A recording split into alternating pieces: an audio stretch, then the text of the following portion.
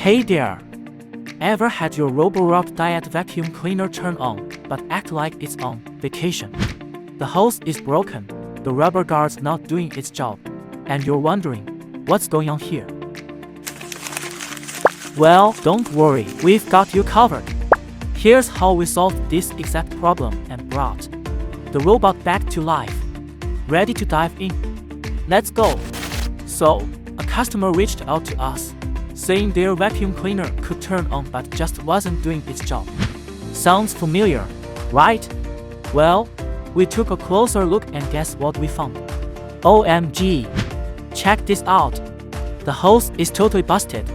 If your vacuum has a hose in this condition, it's no surprise it's not doing its job. After poking around a bit more, we discovered the real culprit, a broken hose and a dysfunctional squeegee. No wonder this vacuum was on strike, even though it was still powered up. It was like trying to mow the lawn with a broken lawnmower. So, here's what we suggested: a hose replacement and a new squeegee to get things back in shape. But wait, there's more.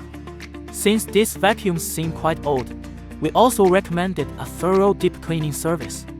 We're talking a full-on dismantling, cleaning every nook and cranny, and making sure it was ready to clean like it was brand new. Once we had the green light from our customer, we got to work. We swapped out the broken parts, gave it a deep clean, and made sure it was running like a dream.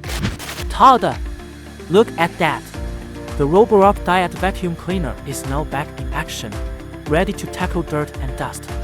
No more on but not working drama, just pure cleaning power. As soon as robots are returned to customers, they are happy with their vacuum cleaner performance. Is your robot vacuum giving you a hard time? Contact us today, and let's get your vacuum back to its prime performance. See you soon!